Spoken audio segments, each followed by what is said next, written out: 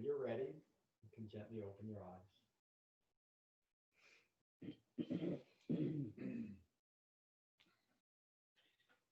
So today's class continues our structured study of the Dhammapada. I think this is 16 or 17. Jane mentioned something on our Tuesday class that she ended up discussing this with Matt, and Matt helped straighten her thinking out, which Matt is very good at. That she's starting to feel like these classes or the chapters are very dark, and there's a reason for that. Dukkha is dark, and the difference between what the Buddha taught and nearly everything that was around during his time and our time is to try to put a positive spin on the inherent suffering of human life. And that is very debilitating because it takes us out of our bodies and out of our minds and it establishes a self-referential way of living in the world. It establishes a way of living in the world that requires salvation rather than understanding. And that is the key difference between what the Buddha taught and literally everything else, every other philosophy that I've ever come across. The Buddha teaches that his Dhamma brings right view. And right view is understanding dukkha, understanding stress, understanding the origination of stress, understanding, and this means an experiential understanding the cessation of stress or dukkha, and experience or understanding the Eightfold Path leading to that cessation. So of course the focus is on what we're supposed to understand. It wouldn't be, you could hardly consider the Buddha an awakened human being if he said the problem is stress, but let's talk about oranges. It would be nonsense. But the Buddha always balances what he's teaching. He doesn't say that human life is full of suffering, period. He says human life is characterized as greed, aversion, and deluded suffering, deluded thinking, manifesting as ongoing disappointment, stress, and suffering because of self-referential or wrong views. And every single sutta takes us from that focus to then this is how you recover from those fabricated views. This particular chapter, and it's interesting that Jane brought this up last week. This particular chapter, if you look at it from what I just said, you'll notice the balance that the Buddha is teaching here. He's mentioning the there's Mary. Mary, come on. Good morning, Mary. So let me begin again.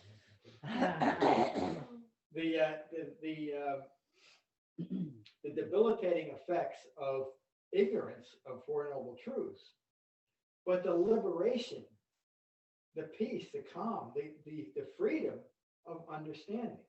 And this chapter, and there's quite a few others, but this chapter shows that perfect balance where the Buddha is describing the results of ignorance and the results of liberation.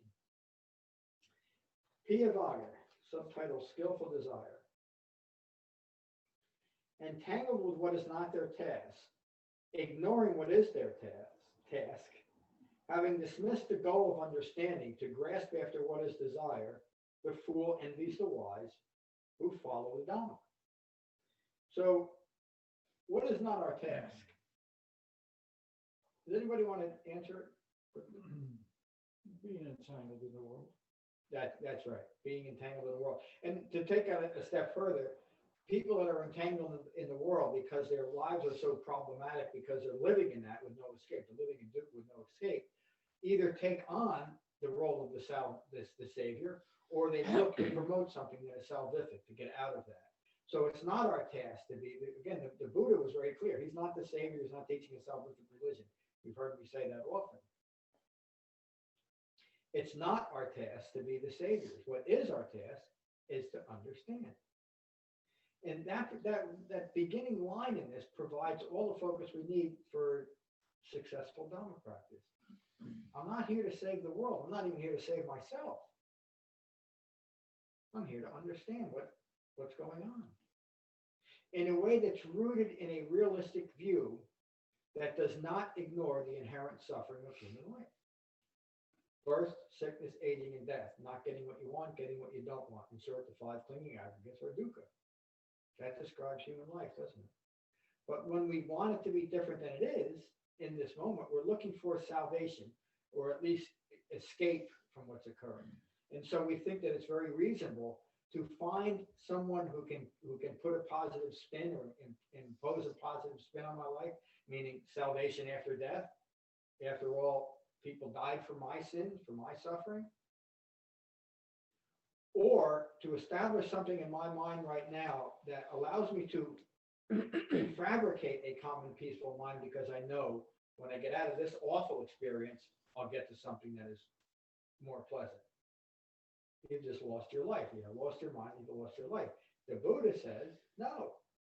Each and every moment of human life is meaningful, no matter what the actual experience of it is. Why? Because we're present for it. When great sadness happens, when we lose a loved one, we're not supposed to not feel great sadness. We're supposed to, as awakened, fully mature human beings, feel that great sadness without the need for it to be any different. Without questioning, why did this happen? How could I lose someone like that? How am I going to get by? What am I going to do now? Or when somebody eats that second piece of chocolate cake that I was hoping to get. It's simply life unfolding. Simply life unfolding. And we've learned the radical acceptance of the present moment. How? By practicing wise restraint right here and right now. This is not me. This is not mine. This is not what I am.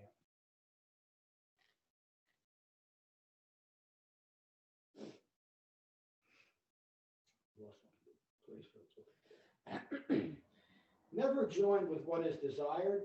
Another way for saying clinging. Never join with what is desired or undesired. Both are rooted in ignorance, aren't they? And so, with a salvific or grasping after positive experiences or positive views, forces us to grasp after what is positive and grasp away from, establish a way that we won't be touched by what is undesired. Again, you've just lost your mind, you've lost your life, because life is literally a balance of the two. It's not getting what we want, and it's getting what we don't want. It's the 5 clinging aggregates. And when we're clinging to form, feeling, perceptions, mental fabrications, what does that mean? We're clinging to these experiences, and we've created an identity that we now incorporate within this thing that I call me. And I've decided that I need my life to be different moment by moment than what it is. Whether it's I need another piece of chocolate cake right now, or I need at least salvation when I die. I need to know, how am I going to establish myself? This life sucks so much that I need some kind of assurance that there's going to be something better when I'm dead. Do you see how you've lost your mind, you've lost your life? Some people might argue with losing your mind, but you certainly lost your life, haven't you? When you're constantly thinking about the reward you get for following whatever you're following as salvation, rather than simply understanding. And then there's many, many people that could not imagine thinking this way, not clinging to the idea of some form of salvation. They can't get past that notion. And because of my position, I see it all the time. And it manifests in different ways. Sometimes it's clinging to old Buddhist practices or old religions, or simply old philosophies. In some people, it's clinging to an old political view. But it's always clinging to something, and it's that ultimate clinging, whatever it is. If my basic belief is that all black dogs must be put in a kennel, I'm using something very silly, but that's my raison d'etre for living. And I see a black dog, I've lost my mind. If I think that the purpose of life is to achieve salvation in this moment, there's no salvation in this moment. I can't live now. I can't live here. And I've created that situation in my own mind out of ignorance of Four Noble Truths. This is what the Buddha awakened to. And again, I'm using rather abstract examples. But an example that's not abstract is a quality of our mind in this present moment. Is my mind distressed or dis-ease in this moment? If it is, I'm not seeing things clearly. I'm out of right view. I'm establishing wrong view. And the more that I keep recreating that or finding myself in that point of view, the more that I'm not living my life. And I'm going back to what I said, that many people can't see past that. They can't see, we can't escape this trap of ignorance because we think we need that ignorant view in order to survive. Why? Because we think it's me. And why do I think it's me? Why do I think I need these certain things, whatever the conditioned thinking I've developed from my own experiences? Because I don't know any better.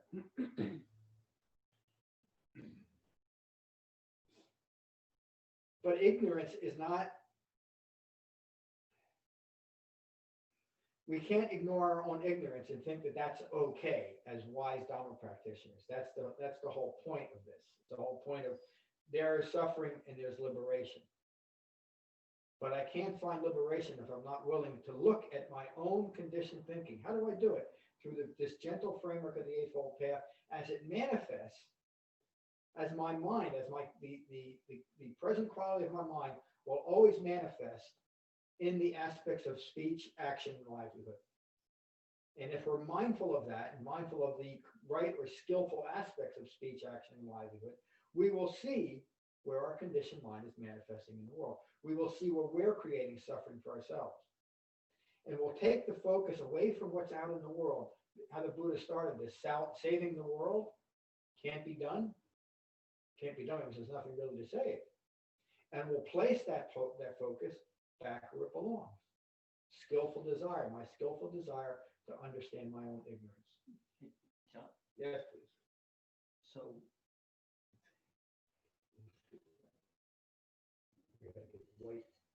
the understanding, if not framed with formal truth, you can see that as a positive thing, and that would be wrong.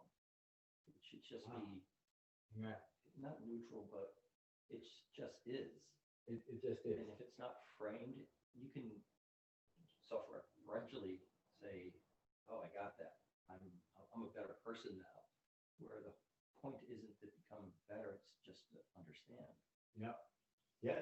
Wow. It's so incredibly insightful. I'm not trying to become a better person because how do I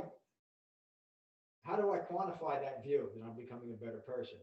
Because now I think the world is seeing me as a better person or a woke person or an awakened. Be careful these days with the words you use. Because now I'm trying to portray to the world how wonderfully saved I am. Search yourself. As opposed to understanding, I'm just trying to be a human being. What the Buddha teaches and what David's expressing better than I think I've ever done,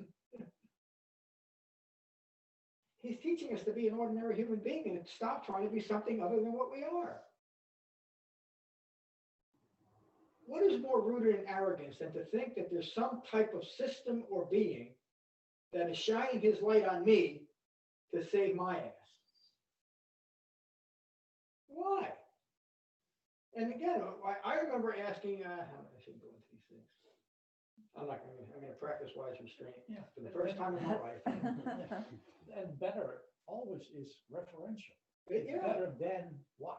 Than you were before or somebody else or what? And that's often enough. If I can convince myself that I'm doing something that's bettering myself. I mean, isn't that what we're told? We should always be, do this, do that. It's going to make you a better person. Again, better than what? Better than a human being? I can never be better than a human being because that's all I can ever be. But that's enough, isn't it? That's enough. In fact, that's where liberation arises from and is established in being what I am. And like everyone else, I remember being confused at 5 years old about what I was. You would think that a human being would know what it is, wouldn't it? But we don't, because we get caught up in conditioned thinking, oh, it's present in the world. That's not the world's fault. There's nobody to blame for my ignorance, save my own ignorance, especially when I found something that takes me out of that ignorance. But even beyond that, there's no excuse in the world for remaining ignorant, except we understand this. There's the line in the Dhammapada that we don't perform violence on innocence. And I got an interesting question from, I think it might have even been, is Adam here? No. it might have been Adam. Really good question. The question was, is it okay to perform violence on people that aren't innocent? But that's not what the Buddha is talking about. Well, it's a reasonable question, though, isn't it? When you don't have the complete picture. In our minds, in my, and I used to say this even before I came to the Dhamma, but in my mind, Adolf Hitler was innocent. Doesn't mean he didn't do awful, brutal, one of the most disagreeable and hateful people on planet Earth ever in history. But he's innocent because he was ignorant. And I don't have to judge him any farther than just recognizing what this human being did. And as an example, pretty extreme example of a mind rooted in ignorance. But he's innocent of any wrongdoing, isn't he? In my mind, that's protection for me not losing my mind. And imagine if we could do that in the world today, more and more. It doesn't mean we can't see things that are not in accordance with the Dhamma, not in accordance with Four Noble Truths, but we understand it because these minds are rooted in ignorance. How could you judge a mind rooted in ignorance? Do we beat our kids up because they take an extra cookie? No. But we might correct them because that's our job to do. We don't judge each other harshly in this room when we might ask a question that's not quite within the framework of the Dhamma, because we understand we're all developing the same thing. Everybody is innocent of wrongdoing, no matter what we do. It's up to individuals to change their behavior, and then if that behavior becomes too egregious, then society has ways of dealing with misbehavior. I don't have to do it. I don't have to be judge and jury of everything that's going on in the world, do I? The only thing I have to be mindful of is my own mind. We continue. Never join with what is desired or undesired. It is painful to do so. Do not make anything the focus of desire. Like David was just saying, not even awakening. Right effort keeps us focused on it. I'm not practicing the Dhamma to become a better person. I'm practicing the Dhamma to become a person. It is always painful to be separated from what is desired. There's a couple of suttas that I'll be teaching early next year where the Buddha teaches using another way for saying what is desired is what one would hold dear. And it's really interesting sutta. It's called the Raja Sutta to the king, where the king comes back and forth with the Buddha and what I'm holding dear. The Buddha says to him, if your son dies, would you be upset? And I'm really greatly paraphrasing the sutta. And the king says, of course I would. And the Buddha said, your suffering arises because you hold your son dear. Now think about that. And it's almost hard for many people. Are you saying that I should hate my son or I shouldn't care about my children? No. But understand the nature of impermanence. And then there's always, and he said, look at this one, and she lost her son when he was 3. Look at that one. It's just a consequence of having a human life. But meaning when I'm clinging to it, holding something dear, it's I want something to be different than it is. I want my children to live forever. I don't care that it doesn't happen in the world. I need it to be this way. And so the Buddha is saying the same thing here. It is always painful to be separated from what is desired, no matter what it is, whether it's a second piece of chocolate cake or situations in the world to be different than they are. And again, it doesn't mean that we recognize that things could be more in accordance with the Eightfold Path, but that's simply rooted in ignorance. There's nothing to blame and no one to blame. No bonds are found for one who has overcome craving. No bonds are found for one who has overcome craving. That's another word for freedom, for liberation. And where are these bonds? They're in our own minds. Of course they are. From what is desired is born grief. From what is desired is born fear. And this is where notice the balance. If our minds are inclined toward rejecting the negative aspects of human life, we might say, oh, Buddha is so dark and so negative. Released from desire, there is no grief. Released from desire, there is no fear. So if we don't want to be constantly grieving or filing grievance with the world, If we constantly find ourselves fearful of this or that, let go of the desire that things be different than they are. And again, it doesn't mean that we're going to, I keep going back to a question that was asked at one of our first retreats, and this is, I was teaching the Entangled Sutta, but similar to this, that there's no self characteristic. And the person asks, well, what do you do if a train's coming at you? You take 2 steps to the right. As Dhamma practitioners, we don't prove that we understand everything by getting blown to smithereens by a train, but we take 2 steps to the right not out of fear, out of understanding. And it's the same action, wouldn't it be? Fear and understanding would make us do the same thing. But the inner motivation, one is based on fear and self-referential views, and the other is based on simple understanding. 2 steps to the right.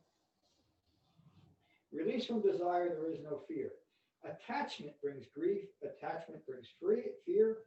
Free of attachment, grief and fear cease. Lust brings grief. Lust brings fear. Free of craving, grief and fear cease. People hold dear the disciple who has established virtue and skillful insight, who has realized the truth and does what must be done. What must be done? Someone, everyone. Yeah, John. Disentanglement. That's all Unbinding. that's the only thing that must be done as Dhamma practitioners. If we're not, What did you say, Jen? Unbinding. Oh, okay. But even in the world, when you're going around your daily life, if you approach it as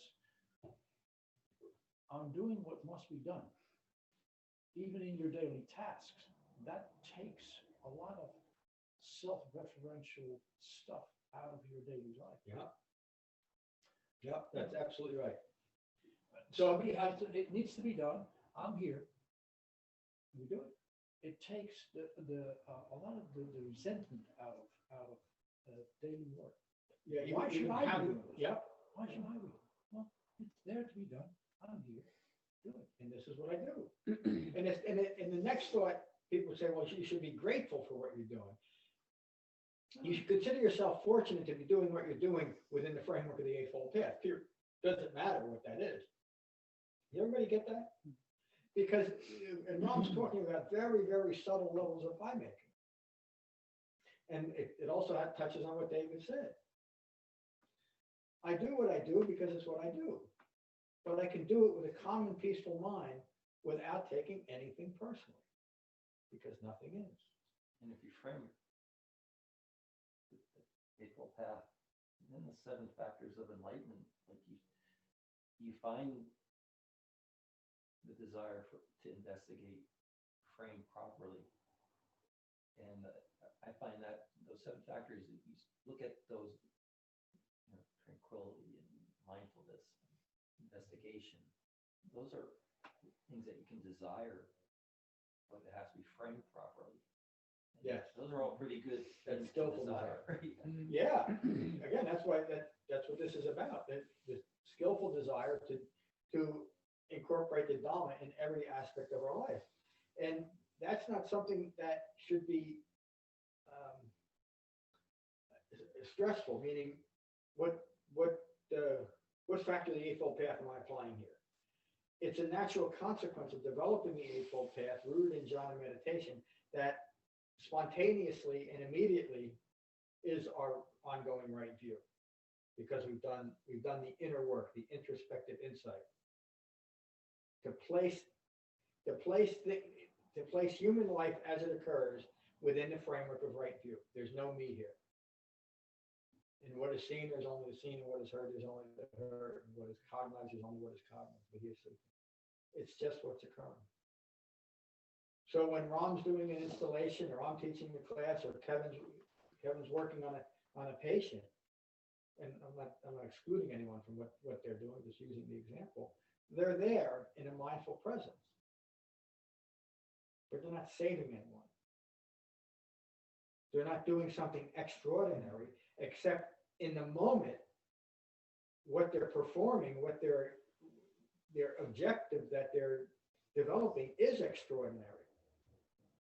because they're mindfully present. We're mindfully present for life as life occurs. You've heard me say it over and over again. Life becomes incredibly meaningful when we're simply present for it. We don't have to, and when we do attach anything else to it, or I'm making, we're losing the special immediacy of what's occurring right here and right now. And each and every moment is special, and then it's not, and it's gone. It's only special while it's here. The disciple, intent on release from wrong views, dwells in profound wisdom, free of all sense desires. This Dhamma practitioner is in the stream of my Dhamma. When a person returns after a long absence, family and friends welcome them home. I love this part. In the same manner, the disciple's own good deals welcome them, having left the world behind. Do that one more time. In the same way, in the same manner, the wise disciple's own good deeds welcome them, having left the world behind. Our own good deeds, right speech, right action, right livelihood. Isn't that marvelous? The Buddha is just continually encouraging us and reaffirming the power of his Eightfold Path by our own good deeds. The more we engage in right speech, right action, right livelihood as a check on whether I've lost my mind or not, those good deeds welcome me home. They welcome me back into my mind and my body in a calm and peaceful way.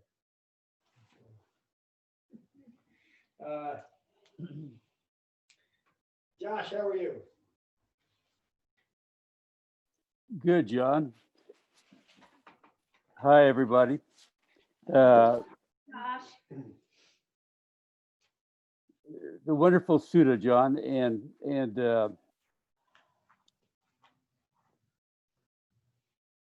I think what I'm getting out of it is,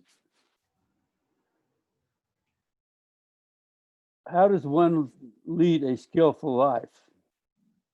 For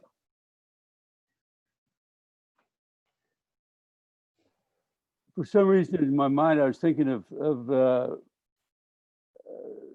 metaphor of someone who's a skillful driver of a car that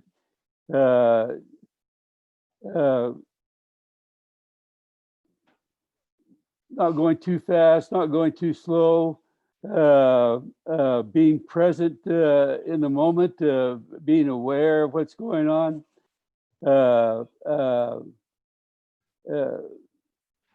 If somebody cuts in front of you, having some restraint and not getting angry or upset about it. It's just a flow that goes along with being a skillful driver. And I did have a question about the difference between craving,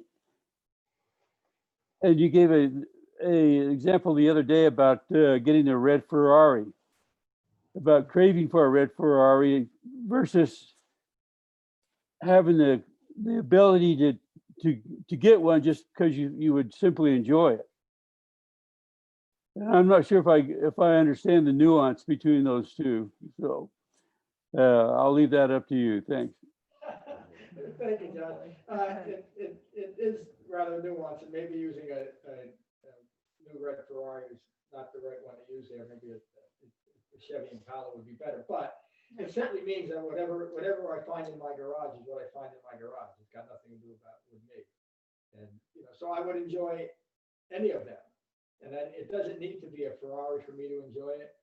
But if it's there, there's nothing within the Dhamma that says I shouldn't enjoy it, just as I shouldn't enjoy whatever else I find there. It could be a chariot with a horse attached to it. It doesn't matter.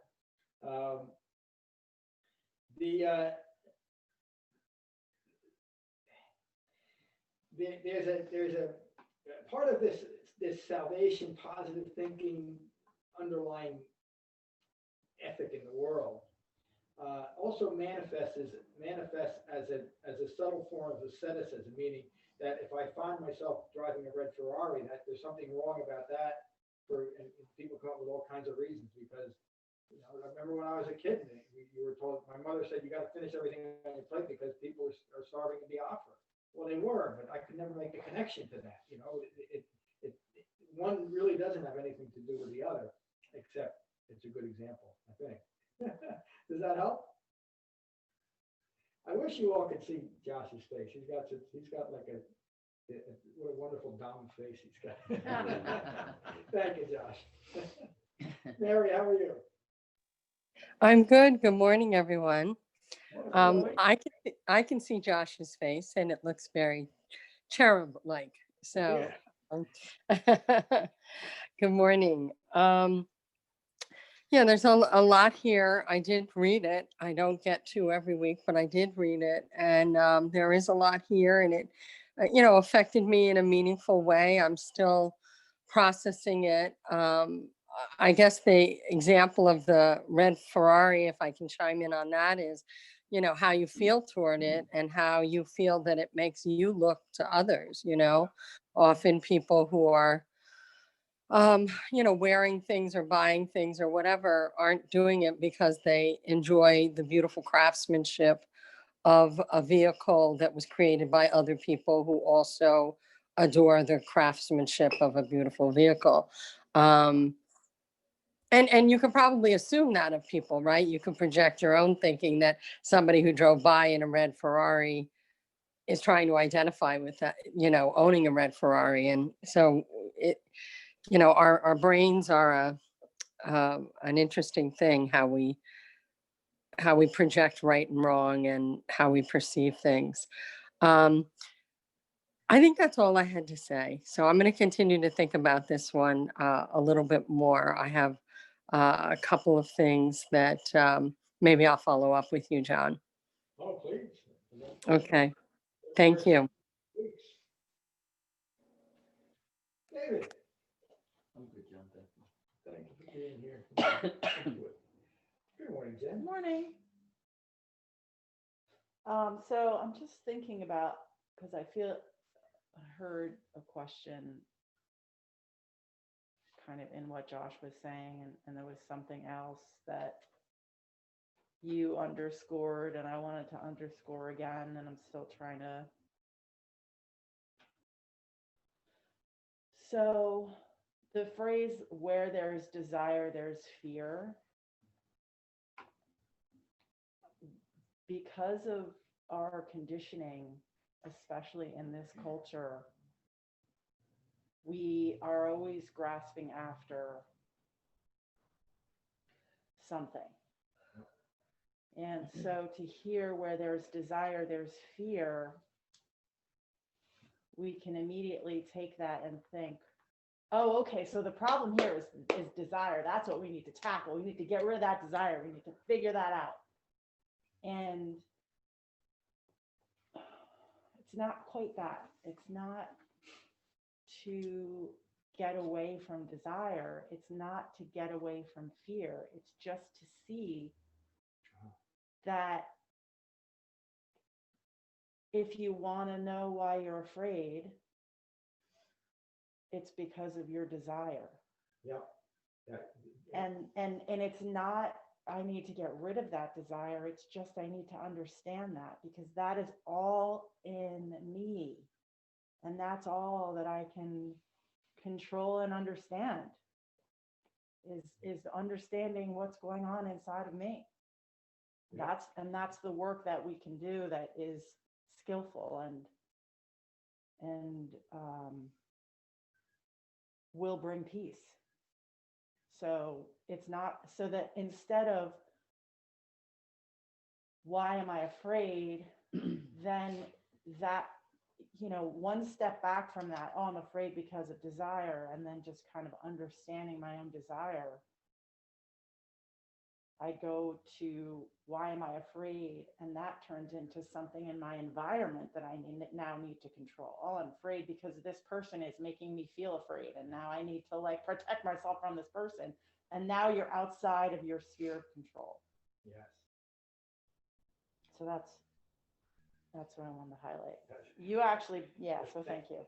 Thank you for, again, you said it in a wonderful way. So, yeah, we're not trying to,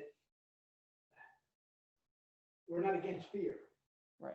We're not against desire. Fear is the signpost that we're rooted.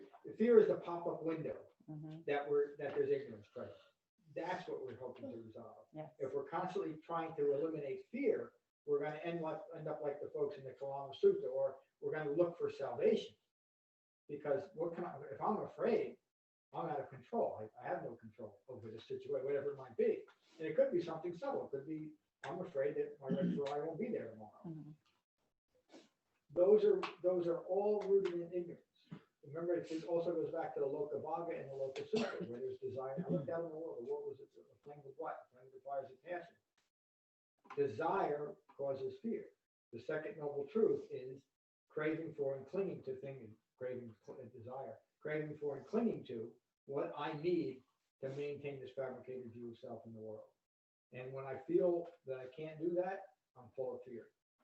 And sometimes it's unrecognizable. It's not recognized individually as fear, but the common word is stress. In some way in this moment, whether I'm mindful of it or not, when I'm aware of the inner stress, it's because I don't think I'm going to get what I want or need. And it's going to be found in the last 20 years that stress is one of the major contributors to human disease. Thank you, Jen. Good morning, Rob. Good morning.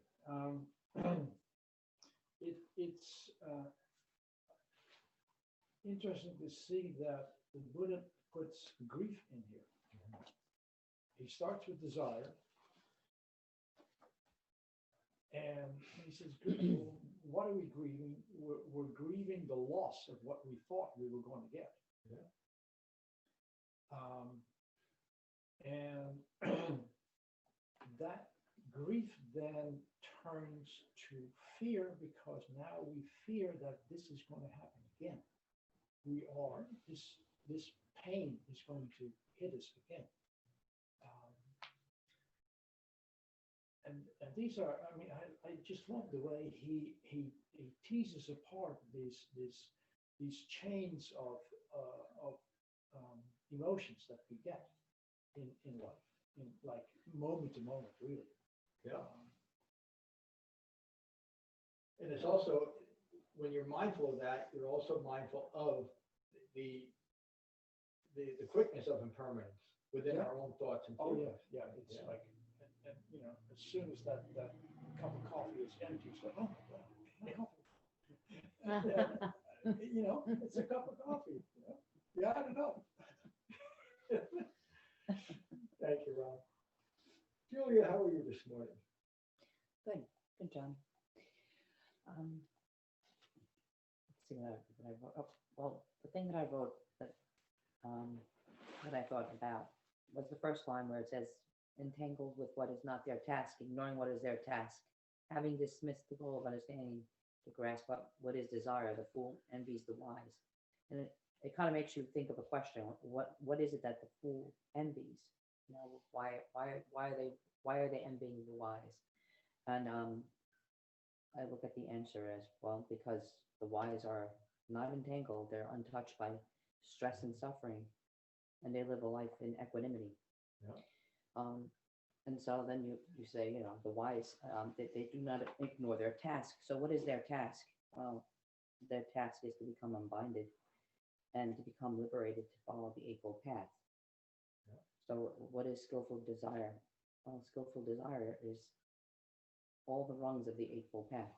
That's the desires that we should have to follow that path, to have right view, you know, right speech, right intention, to follow through. Those should be our desires. And so that's the way I looked on the sutta, because I thought, well, I have to ask myself questions to find the answers, you know. And so that's the way I digested it. Then the other thing that was very interesting was this last line when it says, when a person returns after a long absence, family and friends welcome them home. In the same manner, the disciples' own good deeds welcome them, having left the world behind. And I don't know why, but the prodigal son comes to my mind. Oh, yeah. I guess it's Catholic upbringing, you know. But but it's funny because at first I thought, well, it's funny how I really did never really, I guess you don't really understand that story until you see it presented this way. Yeah. Then you really understand the story because it's the same message. It's, The allegory fits better here than it does in. Mhm. it does, because you Yeah. can see the person totally becomes worldly, uses up all resources, and finally, when they become so dispassionate about everything, about the world, they return back Yeah. to source. And then they fully understand, they see their own ignorance, and then they're finally able to practice, the correct path. So it's interesting how, I don't know why that story came to my mind, but I just had to share that because I thought, wow, that's really interesting. So I could see the relation. I guess maybe that was the intent of the story to begin with. Thank you, Julia. Again, just great insight. That we're not gaining something that we aren't, are we? We're simply becoming what we are, and we're letting go of everything that we can't possibly be, which is the essence of ignorance, isn't it? Yeah. We no longer ignore what we are as human beings, and we no longer need to be anything else. We've literally come back to ourselves. We reclaimed our minds. Yeah. Thank you. Yeah, thank you, John. Morning, Michael. Good morning. Good morning, Tom. I just wrote some very quickly and relatively simple, I think, to understand, which I believe helps me understand Dhamma better. The recognition of what we are not and restraint from acting upon that which we are not is the beginning of an unbinding. So to me, again, the recognition of anatta and ignorance, and if we're going to address that, it has to be framed by the Eightfold Path. The recognition, I believe, is the key to all that we're trying to accomplish here with the Dhamma.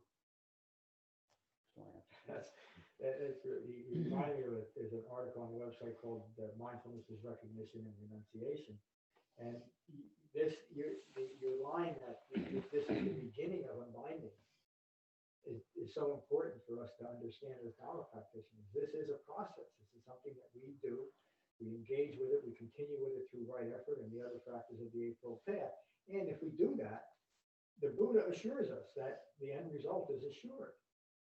As opposed to, well, I just have to believe in Lord Buddha and all the devas and I'm saved, which is something that was common during his time and our time. This is a process, and it's a process of unbinding from views ignorant of Four Noble Truths. Well said. Thank you. Who's next? Brett, how are you? Good to be here. It's good to hear everybody.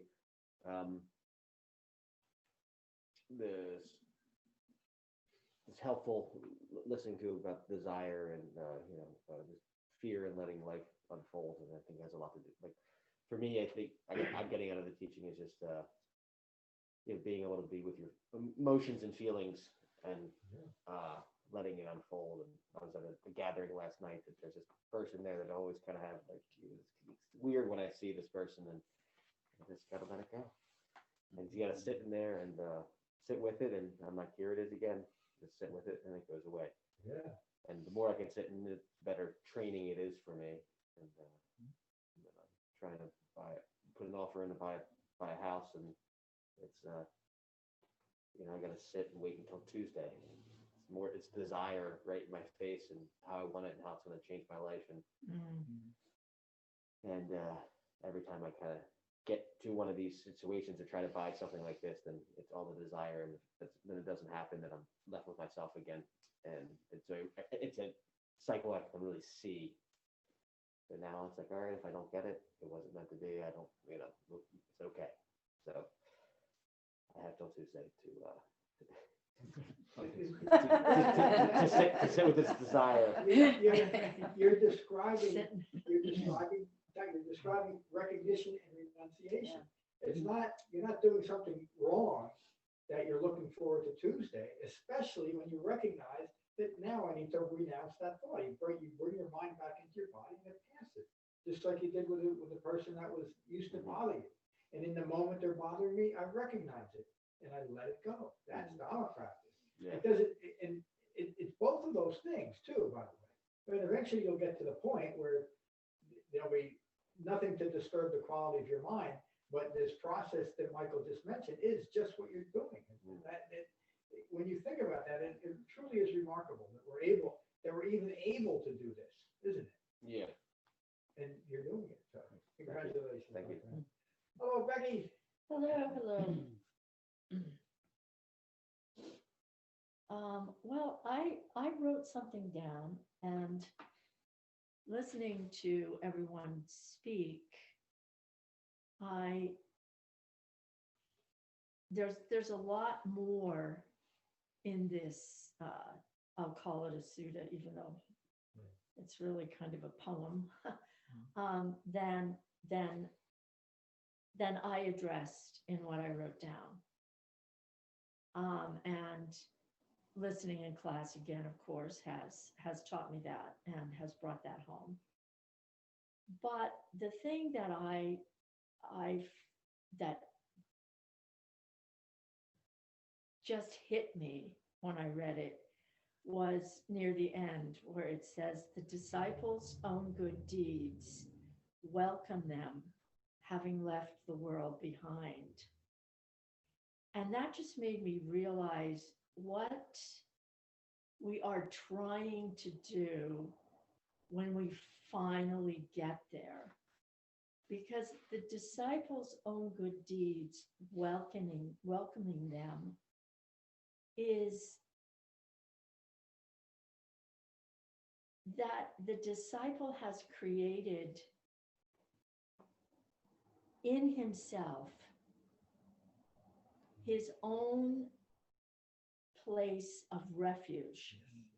And it's palpable. Yeah.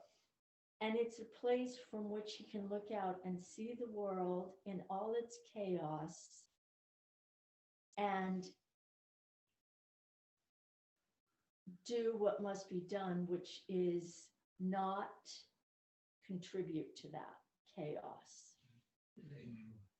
And you have created, therefore the world can't entangle you, because you've created your own loving arms of refuge and peace from which to live your life. Once you get there, but you know, it's just such a line, you know, the disciples' own good deeds welcome them, having left the world behind. That's in them, that they created that in themselves by practicing the Dhamma and following the Eightfold Path. It's a beautiful line.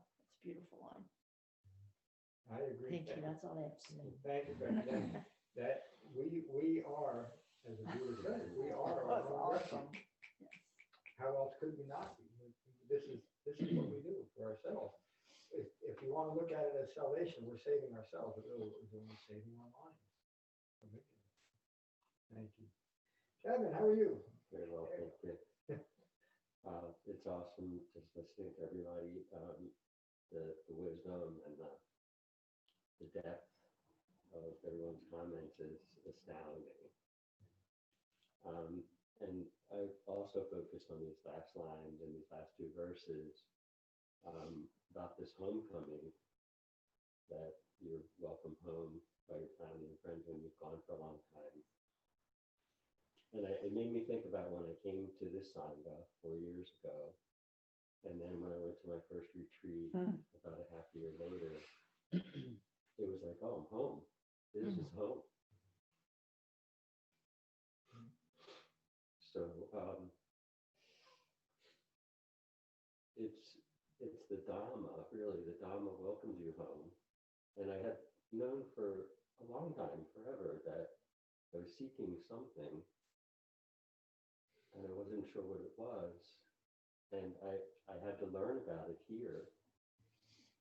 And it's a homecoming and welcome. And I get to enjoy that over and over. So thank you. Thank you, Kevin. good thing about these goggles, you can see the thoughts. I could tell, I could tell. Ah, boy,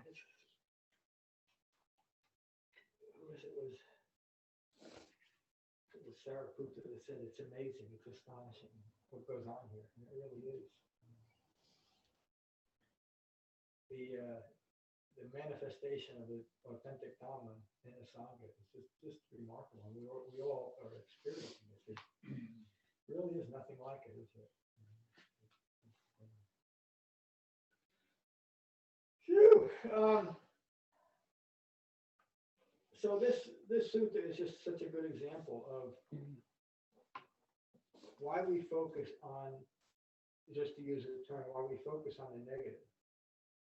Because it is that negative aspect of human life that we get caught up in.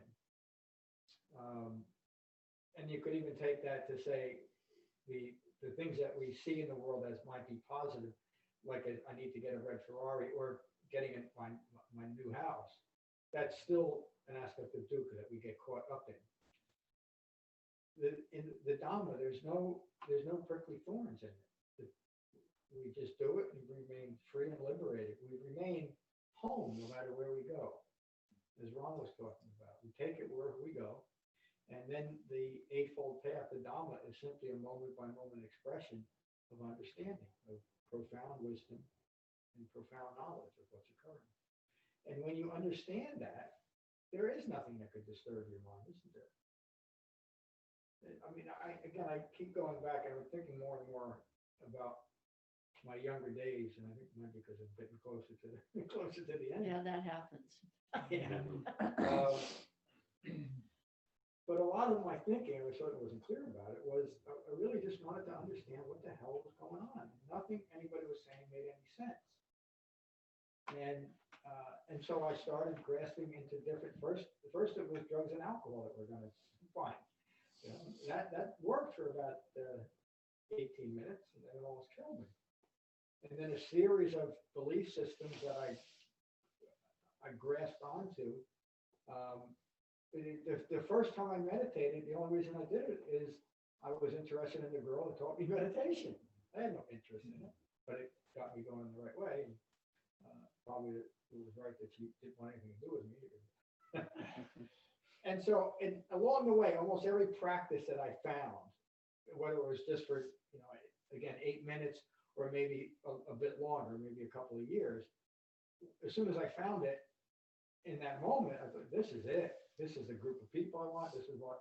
But the longer I did it, the more disappointing it became, until I came across the Buddhist Dhamma. And I didn't have a teacher like you're so fortunate to have, but I had the same experience that Kevin just described. After a really short while, I realized I came home. And whether anybody else at that moment, it didn't matter if anybody else in the world ever saw this the way I saw it, or I never thought about teaching it. I was just so happy that I finally came home. And I've never left. I don't think I want to say anything else except finish with metta. So we'll conclude with metta, as we always do. And again, this is the Karaniya Metta Sutta. I want to remember to say this more often. This is the restored version from the Amaravati monastery in London, England. They did a beautiful job of it. The Buddhist words on metta from the Karaniya Metta Sutta. This is what should be done by one who is skilled in goodness and who knows the path of peace. Let them be able and upright, straightforward and gentle in speech, humble and not conceited, contented and easily satisfied, unburdened with duties and frugal in their ways, peaceful and calm and wise and skillful, not proud or demanding in nature. Let them not do the slightest thing that the wise would later reprove. Wishing and gladness and in safety, may all beings be at ease. Whatever living beings there may be, whether they are weak or strong, omitting none, the great or the mighty, medium, short, or small, the seen and the unseen, those living near and far away, those born and to be born, may all beings be at ease. Let none deceive another or despise any being in any state. Let none through anger or ill will wish harm upon another. Even as a mother protects with her life her child, her only child, so with a boundless heart should one cherish all living beings. Radiating kindness over the entire world, spreading upwards to the skies and downwards to the depths, outwards and unbounded, freed from hatred and ill will. Whether standing or walking, seated or lying down, free from drowsiness, one should sustain this recollection. This is said to be the sublime abiding. Excuse me. By not holding to fixed views, the pure-hearted one, having clarity of vision, being freed from all sense desires, is not born again into this world. Thank you all for the wonderful class this morning. Peace. Peace. Thank you. Thank you, John. Thank you, John. Thank you, everybody. Bye. Bye, Josh. Bye, Bye. Josh. Thank you, everybody. See you next Bye. week. Have a great week. You too. Just remember Kevin with that muck